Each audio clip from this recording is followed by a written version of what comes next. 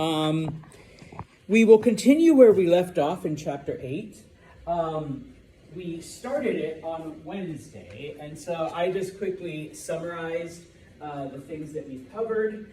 Remember that the chapter starts off, talking about the spread of Christianity. We're now moving into the period after the 200s, into the 300s.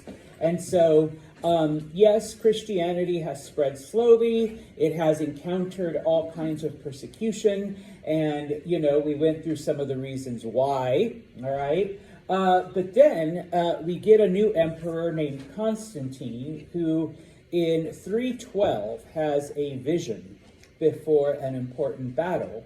And because of this vision, he feels that it's the Christian God that helped him win. And so basically what he does is he legalizes Christianity. He makes it, okay to be Christian.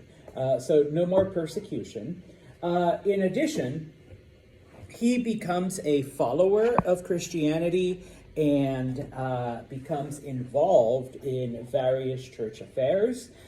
Even though he doesn't convert until his deathbed, or he's not officially baptized until right before he dies, he does, make Christianity an important part of Roman life. And so some of the examples that we went through, number one, he unifies the different, Christian groups, calling together the Council of Nicaea, where he's like, hey, some of you are teaching this, some of you are teaching that, some of you have these ideas. Y'all need to come together and come up with a unified, bless you, a unified theology, a unified teaching. And a lot of things happen, don't get me wrong. But for this class, you only have to know two things that came out of the Council of Nicaea. Number one, the nature of the Trinity, okay? The idea that Father, Son, Holy Spirit are all one, okay? They are just different manifestations of each other, okay? Those of you who are Catholic, this is still true. Those of you who belong to some other Christian faith, other Christian groups see it differently. If you're not Christian, well, this is your crash course, all right? All right, the other thing that they decided on is how to determine Easter, okay? Because Easter is one of those holidays that's never on the same date, okay? Does anyone remember the formula?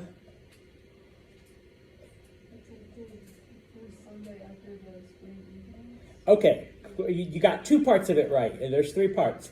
The first Sunday after the first full moon, after the equinox. Okay, you forgot the full moon part. All right, which is why sometimes Easter is in the middle of April, and this year it was March 31st. Okay, so it moves around because of that. All right, now some of the other things that Constantine does, he actually gives money to build various churches, and Christian churches become then the center of Roman life. He makes the church tax-free, so they don't have to pay any taxes, to the empire. But in return for what? What's the unspoken agreement? What do the churches have to do? Take care of the poor. Whoever said that. All right, you mouthed it, but somebody else said it. All right, yes, take care of the poor. All right, and then finally, he begins to appoint the various bishops, the religious leaders, as judges. Remember that one of the things that made Rome unique is the complex legal system that they had, unlike, any previous civilization, and it's a legal system that the U.S. has kind of copied. But now, instead of having judges, people who, have studied and practiced the law for years, now it's the bishops, now it's the religious people, okay? All right, and then after that, we started talking about the end of Rome, basically what happens, and it has to do predominantly with the German tribes, because, yes, the Romans had encountered them all the way back with Julius Caesar. Caesar is unable to conquer them, and so initially The Romans, the only dealings they have with these German tribes is buying slaves from them. Eventually, though, when Rome begins to experience various wars and civil wars, the Germans are invited in. They're brought in as mercenaries, and at the same time, hey, bring your families, bring your friends, settle in these areas, and, as long as you fight for us, we'll reward you with this. Eventually, German tribes just begin to settle anyways. They just begin to come in because, well, the soldiers defending are other Germans, so they don't try to stop them. And they take the land, predominantly the area that today we call France, okay? And things settle down for just a little bit, but then another Central Asian tribe begins to attack those Germans, and they begin to attack the Romans as well. And so this tribe, known as the Huns, I promise I'll come back, okay, begins to attack, and so those German tribes keep getting pushed farther and farther and farther into Europe. And so, of course, whereas originally these Germans are only in modern-day France, they then begin to spread. They then begin to spread into other parts of the empire, and the Romans are too weak to stop them. They've had to fight not only these German tribes but also the Huns. Okay, and so once again, Santos doesn't require you to remember a whole lot of dates, but this one you do. In 476 CE. That is the fall of Rome. That is when finally the last Roman emperor kind of gives up, and nobody else is installed. And all of this area then is split up amongst the different German tribes. Okay. Now, I briefly mentioned that the Huns stop in this area. Okay, and the area now gets its name from them. What country is more or less right here? Hungary, yeah. We didn't name it that because people were starving, all right? It's because that's where the Huns settled. But one of the tribes that settles here are the Franks, and that's actually where we get the name France, okay? One of the tribes that settles up here are the Angles, and it becomes known as Angleland, and so that kind of morphs over time to England. All right, so we get a lot of those names from those German tribes that settled. Okay, so starting with today then. Now, yes, Rome falls in 476, but okay, this collapse only occurs in the Western Empire. Okay, I'll explain that in just a minute. Okay, when Rome collapses, we see the collapse of any form of government. Okay, we see the collapse of order and laws and society. Okay, now, just as an FYI, from the fall of Rome, which is 476, all right, all the way to the Renaissance, which, depending on where you're looking, it starts as early as the 1200s, as late as the 1300s. There's no specific date because different things happen in different countries, okay? That period of time is known as the Middle Ages, okay? That is going to be one of your questions, like what do we call the period of time between the fall of Rome and the Renaissance? The Middle Ages. Now, I put Dark Ages in parentheses because for the longest time, people would call this period of time the Dark Ages.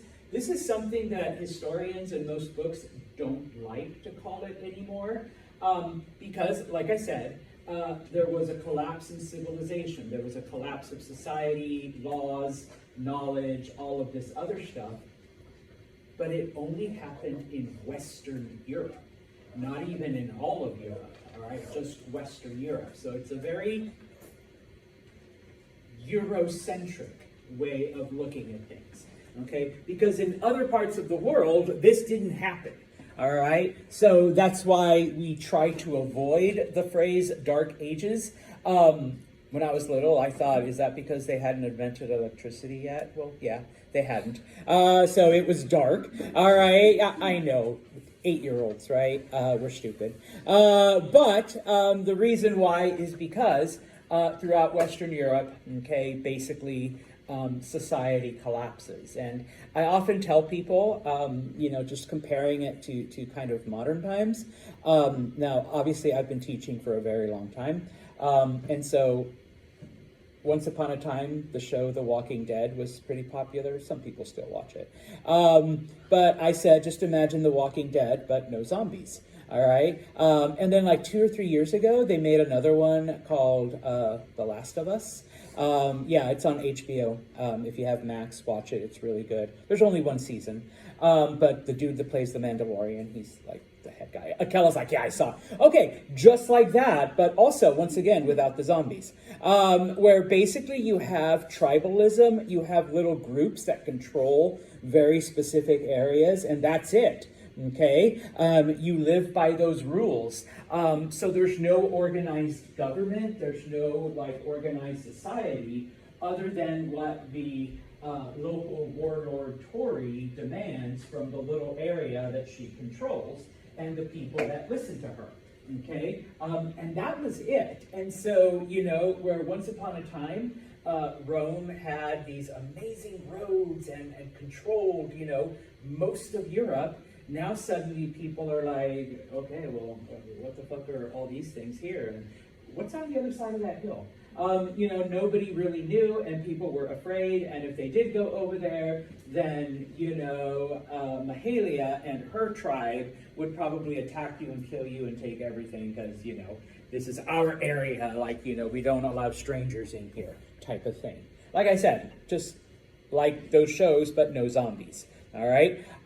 Now, of course, and I can be kind of critical of religion and the Catholic Church and whatnot, but during the Middle Ages, it was actually the Catholic Church that preserved all of the traditions and all of the knowledge and everything else that the Romans had achieved. Okay. Now, granted, they kept it hidden and did not share it.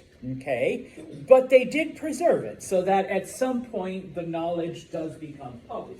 Granted, it takes over 1,000 years, but people regain that knowledge.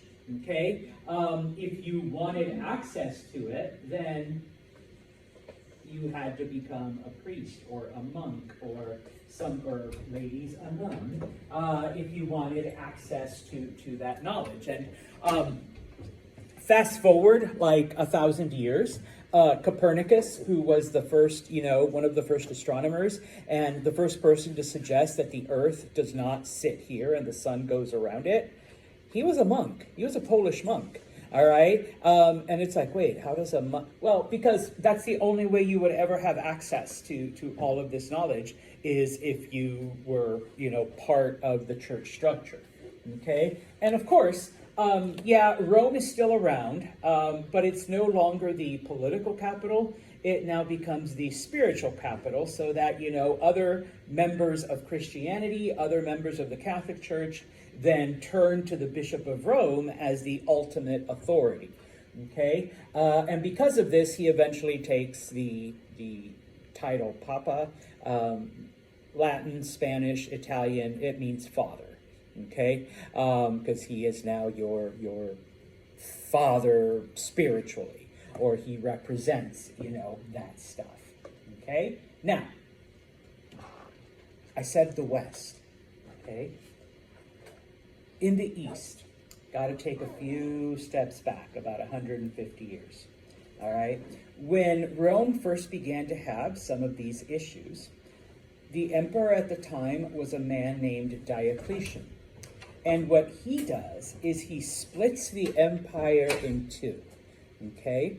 He figures it would be a lot easier to control things if there were 2 centers of power, okay? Rome is still the top, all right? But if we have like a second capital, all right, and they can keep an eye on things over here, then we could take care of some of these conflicts and wars and whatnot. All right, and for a little bit it does work until and this is the same Constantine who makes Christianity legal. Okay. One of the other things that he does is he's like, you know what? Rome is gross. Rome is scummy. It's full of these old, weird traditions. And I don't really care to live here. Okay? And so what he does is he changes his seat of government because he says, okay, we're still going to have these two centers of power. And whereas before the emperor stays in Rome, all right, he says, I'm going to go to the other place, okay? And so what he does is he moves his capital. Actually, the name of the city is called Byzantium, but Constantine basically rebuilds it and makes it bigger, and because if the emperor's going to live there, you're going to have to, can't be just some scummy whatever little town, all right? And of course, just like every great builder, he names it after himself. All right, so he renames it Constantinople. All right, so he moves his power there, okay? And after Rome collapses, after Rome is gone, people don't call it the Eastern Roman Empire. They start calling it the Byzantine Empire because the old capital is the city of Byzantium, which he renamed Constantinople. Okay, and so this is why, even though we talk about 476 being the fall of Rome, there are some historians that are like, yes, but that's not the end of the Roman Empire, okay, because it actually survives until 1453. That's when Constantinople is conquered by Turkish armies, okay, so it actually lasts about another 1,000 years. And so this is the map of Britain when Diocletian divides it. So everything in pink is controlled by Rome, okay? Everything in whatever this color is, orangey, okay, is controlled by Constantinople. And of course, Constantine, instead of living in Rome, he decides he wants to live over here. Okay. Another thing that Diocletian does, it's not in your book, but remember with Santos, you get everything. He completely eliminates those 40 provinces that Caesar Augustus had created, and he kind of makes it compacts it so that now you have divisions known as a diocese. He names them after himself. His name's Diocletian. All right, so we're going to call them dioceses. Okay, and there's a governor in each of these, and they report. So the governors over here report to the guy in Constantinople. The governors over here report to the guy in Rome. All right, and then together they kind of co-rule the empire, except the guy in Rome is superior until Constantine comes along. Then he's the superior one. Okay, and so this part collapses. This part is gone, and so this remains. Okay, and so it's known as Byzantium. Like I said, from this point on, history calls it the Byzantine Empire. And Constantine's plan kind of works because it becomes bigger and more glorious and more important than Rome ever was, for all of the amazing things that Rome did. And the reason why is because it sits at the crossroads of Europe and Asia. Okay, I promise I'll come back to this. Okay, it's right here.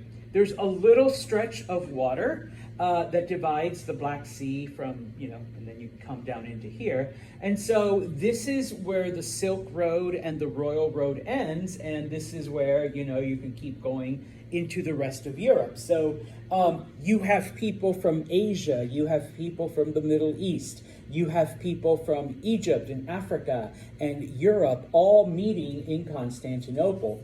And while Rome, did have different people from different places, it came nowhere near close to the, accessibility that Constantinople had, just from the fact that it was right on that line between Europe and Asia. Okay, so you had all of these groups. Okay, now we're not going to talk about Byzantine history as much, other than the different things that it's involved in that involves other groups, because almost from the beginning, the Byzantine Empire does begin to shrink and shrink and shrink and shrink. You know, there's other forces out there that are kind of, you know, yeah, it does last for another 1,000 years, but it loses Egypt, it loses the Middle East, it eventually loses Turkey, and by the end, it's like literally just the city of Constantinople and a little bit of land around it. All right, but we are going to mention, like I said, one or two things, and this one is the important one. Okay, about 50 years after the collapse of Rome in 527, a man named Justinian becomes emperor of the Byzantine Empire. Okay, and he goes through, and he is important because of a lot of the things that he ends up doing. Okay, number one, all right, he, like I said, this is 50 years after the collapse of Rome. So he has watched the very, very fast disintegration of Roman culture and Roman society. Okay, not that it happened overnight, but it happened fairly quickly, where society collapses, rules collapse. You know, Tori the warlord is slowly carving out her area of control, and Luca the warlord already controls a certain part, and Mahalia has got her area, you know. And so when Justinian sees this, he's like, you know what? And obviously, while he kind of knew what was going on, all right, he had no idea, you know, if any of these warlords were going to continue the Roman tradition, or if they were going to maintain the roads and aqueducts. And so what he does, number one, he takes all of the Roman laws, he codifies them, he kind of makes them much more accessible to the common people. And his thinking was, should the same thing happen to us that happened to Rome and the Western Empire, heaven forbid, but should it happen to us, if I can make sure that all of the old traditions are written down and disseminated to everyone and make sure that people have access to them, if we collapse, at least our culture and our laws and our knowledge won't disappear the way it's doing over there. Now, granted, he didn't know that the Catholic Church was hiding it away, because that's how good they were at hiding, all right? But he was like, hey, if this happens to us, at least, you know, the common people will have access, and the roads will survive, the aqueducts, the knowledge, the laws, all right? We won't fall apart and break down into different warlords fighting each other, okay, number one. Number two, okay, the Byzantine emperors were much more involved in religion than the Roman emperors were. The Roman emperors let the Pope take care of shit. Okay, I mean, they were still there, they still involved themselves, but it was predominantly the Pope's job. Okay, well, building on the tradition of Constantine being involved in church affairs, Justinian wanted to be remembered just like Constantine was. And so what he does is he has this humongous, giant, big-ass church called the Hagia Sophia built. Okay, it is like way bigger than St. Peter's. It is way bigger than any previous Christian church that has existed up until this time. All right, it's still there, except when the Turks conquered in 1453 and brought Islam to the area, it's now a mosque. But you can still see the different Christian foundation and some of the artwork and some of the other stuff, except now there's also Islamic stuff, you know, in the chapel and whatnot. And the minarets were added and, you know, things like that. But it did start off as a Christian church. Modern day city of Istanbul. So if you ever go to Istanbul, that better be on your list of places to see and visit. Okay. Now I've been in Spain former mosques that were converted to Christian churches. And it's interesting to see that you can still see like the old foundations, like you can still see the Islamic stuff. And then on top of that, there's like the crosses and the Jesuses and like all of that. So it's kind of like, you know, this one just goes in the other direction. All right, you see the Christian foundation, but then on top, you see the Muslim stuff that has come on since then. Okay, now, he is the last, and I know, like Santos, it was only 50 years later. Yeah, he is the last emperor of either side to try to reunify the Roman Empire. Okay, unfortunately, though, for as big and powerful that the Byzantines were, okay, in order to reconquer the West, he has several German tribes that he has to defeat. Okay, but when this happens on the other side, on the other borders, okay, there are the Sasanian Persians, and they take advantage. All right, and so then Justinian has to move his armies from the west back to the east to fight the Persians. And as he's fighting the Persians, the Germans retake the land that he conquered. And this goes on for a few years until Justinian realizes, okay, I don't have enough soldiers to fight two different enemies on two different fronts. Okay, my poor army is being run ragged, going back and forth, fighting these different enemies. And then in 541/542, the bubonic plague first hits Europe, okay? And it hits the Byzantine Empire. And they lose over a third of their population, okay? So now not only is his army like trying to fight two sides, but now they've been thirded. All right, I want to say halved, but no, now he's got less soldiers to do it. So Justinian gives up. He's like, okay, you know what? The Roman Empire is not meant to be reunited. Okay? And so just to show you, let me go here first. All right? So this part that you see in brown is the Byzantine Empire. The part that you see in stripes, he never conquered the whole thing. These are the parts that he was able to reconquer, all right, in the time that he fought. And then the orangey over here, these are the Sasanian Persians that as soon as they realize, hey, he's over here fighting these Germans, they would invade, they would attack, and so he'd have to withdraw and come and fight the Persians, and then of course the Germans would retake this area. So he was able to reconquer Italy, he was able to reconquer part of Africa and maybe like a teeny part of Spain, but he was never able to reconquer like everything. And of course, once the bubonic plague hits, then he's just like, pardon my Greek, fuck this shit, it's never gonna happen. Okay, now, just as an aside, does anyone know how bubonic plague spreads or even starts? Sort of. I know, what was it they were fighting? Who was it, the Huns or the Mongolians or something? Okay, but more basic. I thought it had something to do with rats. It does, but not just rats. Say it louder, Josie. The fleas on the rats. Okay, it's not just the rats. All right. Be nice to rat. I mean, I don't like rats, but be nice to the rat. I know some of you probably have a pet rat, but it's not the rats. It's the fleas that live on them. Okay, and so if any of you have like dogs or cats or any animal that has fleas, if they've ever had like a flea thing, you know just how quickly you're going to get bitten, and you know something. Well, same thing with the flea rats.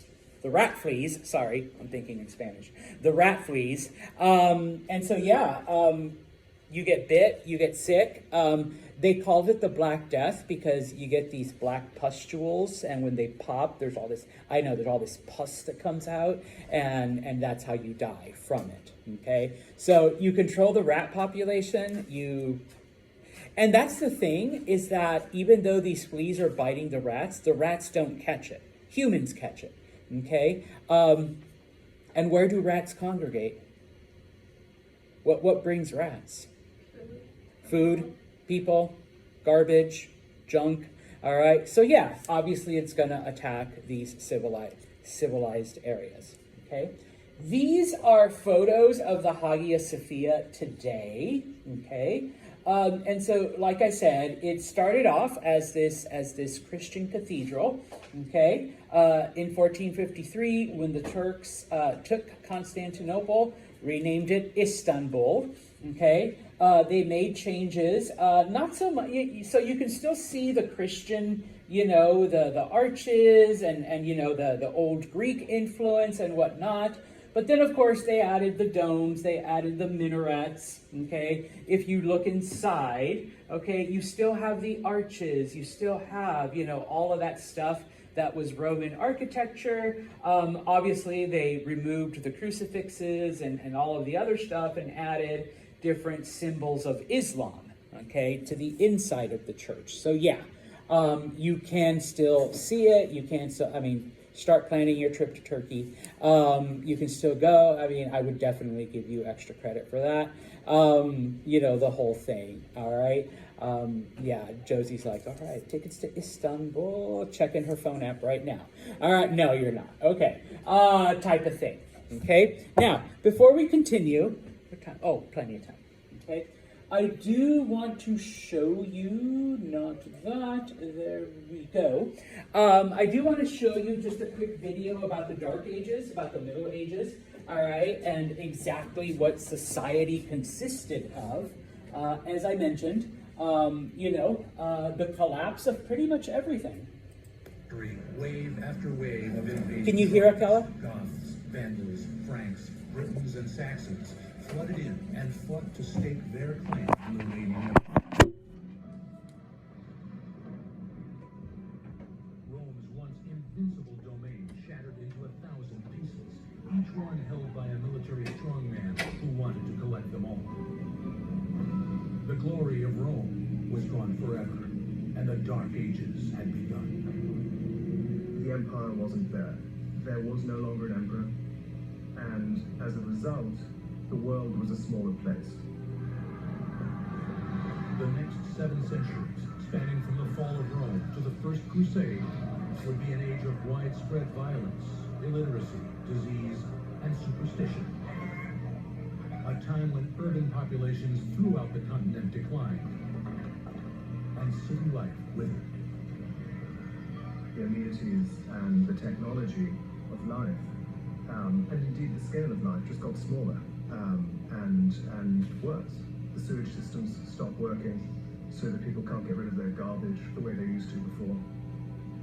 Aqueducts break down and you have wells instead of running water. And as a consequence, the houses get less and less impressive and people start living in, I suppose, what we call shacks. Even the great monuments of Rome, engineering miracles that had defined an unprecedented age of innovation, were quarried for quick building materials.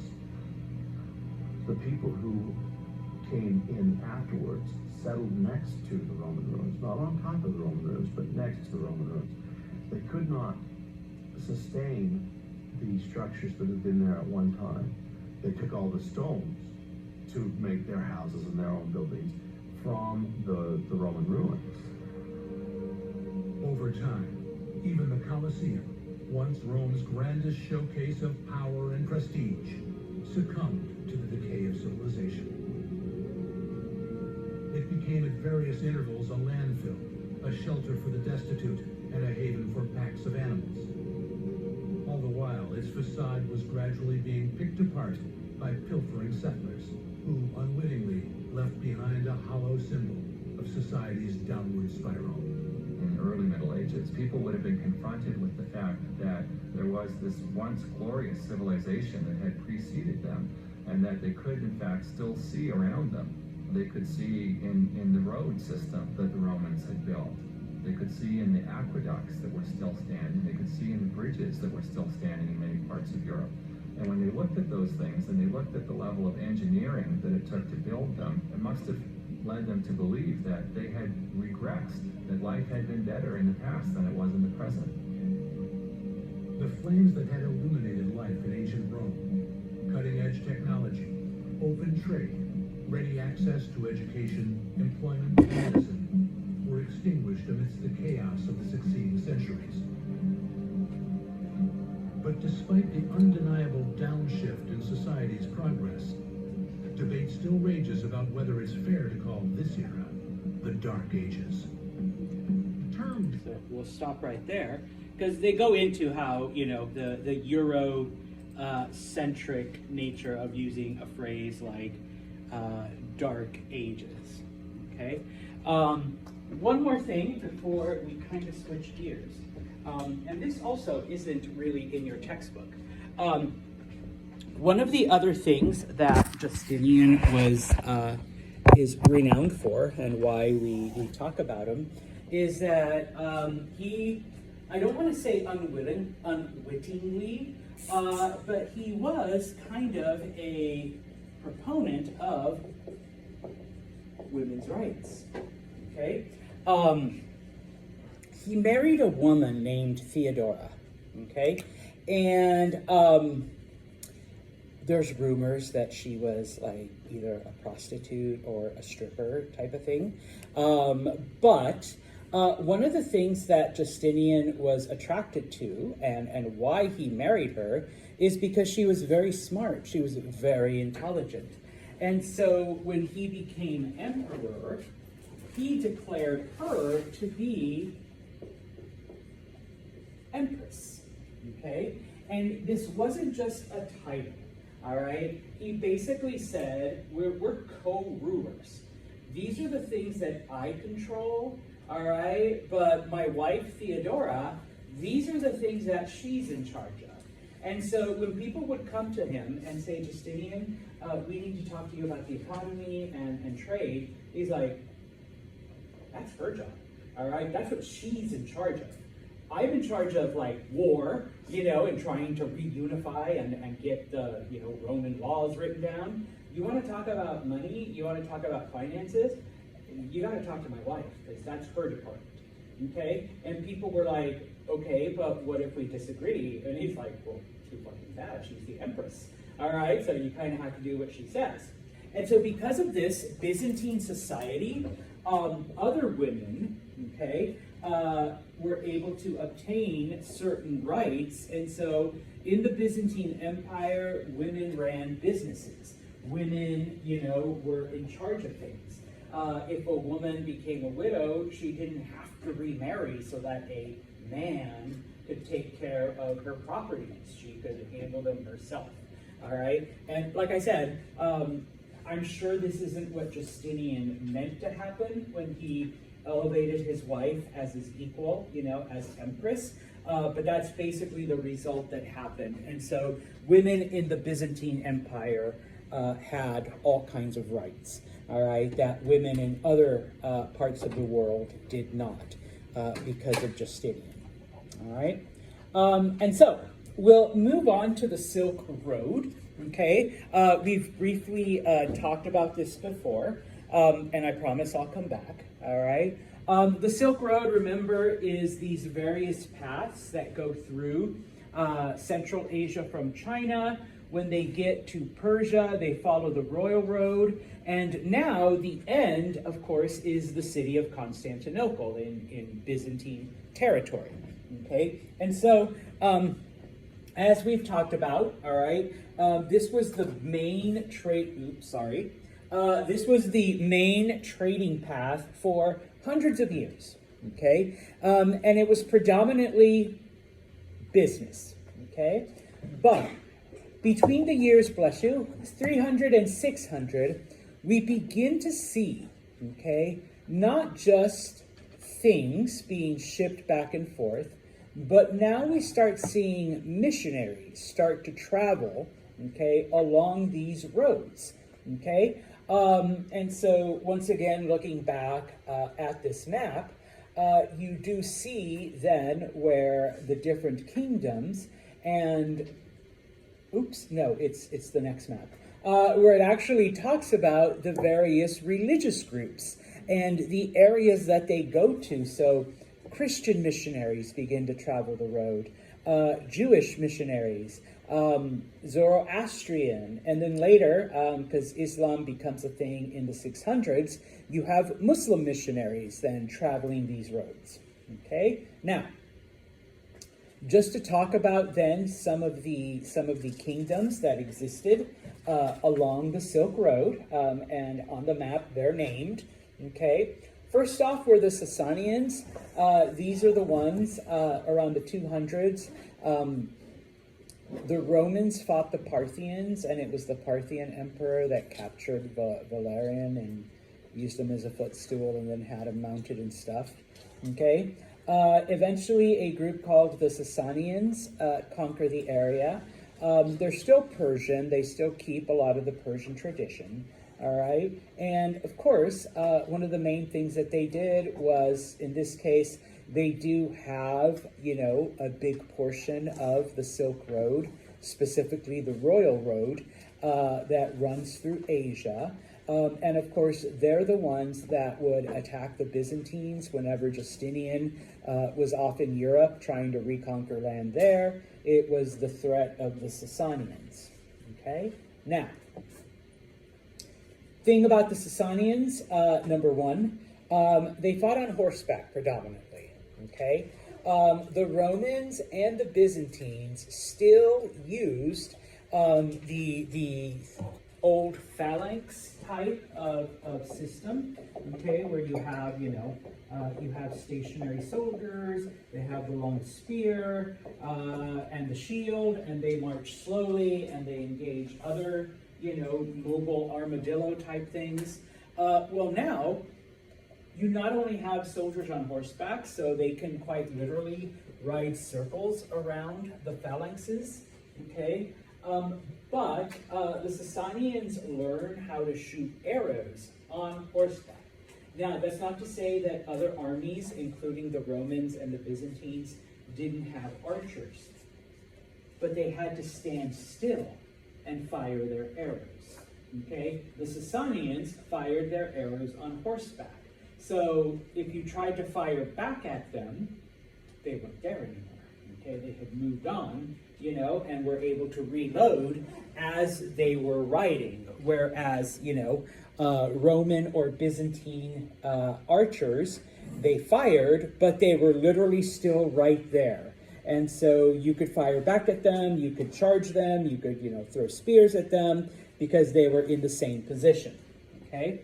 The other thing that they did, and they were one of the first, they called it flexible armor, but it was basically chainmail. All right, what today we would refer to chainmail, which is just kind of like a type of armor that's just the little loops, bless you, all linked together so that you do have some protection, but it is flexible enough for you to move so you're not so stiff. Now, it's not as protective as the heavier armor, but it does allow you to move faster, and so you kind of make up for that with your speed, okay?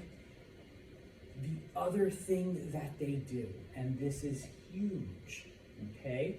The Sasanians invent steel swords, okay? It was the Indians that invented steel. It was the Sasanians that figured out how to weaponize it, okay? Someone will always weaponize an invention, okay? What is steel? Steel is basically a combination of iron, which most cultures have had for a couple hundred years now, and some type of carbon, depending on the type of steel that you want and the result, okay? You add more or less carbon to your iron. You do it in different combinations. In addition, you can add other metals, okay? Chromium is a popular one because that's how you get stainless steel. Yeah, typically happens that way. All right, but they realized, oh, hey, now we have a stronger metal that we can make, farm implements, blah, blah, blah. And then at some point, someone's like, yeah, or swords. And it's just like, okay. And yes, steel swords are stronger than just iron swords. Steel, farm equipment is stronger than iron farm equipment. And of course, if you want to make it pretty, okay, yeah, definitely, stainless steel is a lot prettier than just plain old iron, Okay, yeah, no offense if you like Iron Man, but you know the steel is a lot brighter. Okay, and so yes, with these innovations, in 540, Antioch was one of the cities in Syria. They're able to attack it, and when they do this, the Sasanians realize, hey, we could actually beat these Byzantines. We've been kind of like holding them off, and whenever we attacked them, Justinian would come back with his soldiers. And so eventually, and this is of course now almost 100 years after Justinian, okay, the Sasanians, the Persians, are able to conquer Egypt and Syria. All right, so the Byzantine Empire loses these areas, and they're actually able to attack Constantinople before they're turned back. Okay, so like I said, we don't mention a lot about the Byzantines because throughout their existence they just keep getting smaller and smaller and smaller and smaller and smaller and smaller. All right, so the Persian, Sasanians, the Eastern Roman. Okay, just one last thing I think with the Sasanians. Okay. Remember, Syriac is an adaptation of the old Aramaic language. Syriac is the official language of the Sasanians, number one. Number two, they were the first and only of the Persian groups to make Zoroastrianism the official religion. Now, even though Persians have been Zoroastrian for hundreds of years, it coexisted with their other, faiths that they had. But for the first time in history, we see, a completely, totally Zoroastrian kingdom. Is that when they did judgments and Yeah. Okay. So now that's not to say that they didn't accept other religions, but Zoroastrianism was the official one. Okay. And so, like I said, both Christianity and Judaism are welcomed. Okay. It's because of this that Christianity is eventually able to reach China, because they are able to freely travel through Persia. Okay. It is in Sasanian Persia that Jewish rabbis, now I haven't talked about this because we don't focus a lot on Jewish history. Around the year 77, the Romans attacked Jerusalem because the Jewish people rebelled against Rome, and they completely slaughtered people, and it's what's known as the Jewish diaspora. They took the Jewish people and basically spread them out throughout the entire Roman Empire. Okay, this is, kind of the basis of today's problems, because then after that you have Jewish people living everywhere. People are anti-Jewish in different areas. Well, what happened to the land where they used to live? Well, other groups moved in. Eventually, Islam enters the area. Fast forward to World War II, Jewish people are like, hey, we need our own homeland, so we're never executed again. Hey, why don't we go back to the land where in 77 we were taken out of? All right, so you got all of that. So anyways, what happens is that some Jewish people do end up in Persia, in Sasanian Persia, okay? And it's these Jewish people who compile what is known as the Talmud. It's basically the Jewish Old Testament, okay? Or what Christians would call the Old Testament today, all right? And that's where you kind of get it from, all right? Those scriptures, okay? In addition, because of where it was located, okay, there was a lot of Indian cultural stuff that was, introduced into Persia, and supposedly, okay, this is how European countries were able to discover chess, okay, because, travelers and missionaries and whatnot brought it back with them from Sasanian Persia, okay? I'm going to start on this slide on Monday, but, okay, where is that? I guess I lost it. All right, I thought I had it. No, I thought I had a map that showed where all of the different religious groups went and preached and whatnot. So we will stop right here.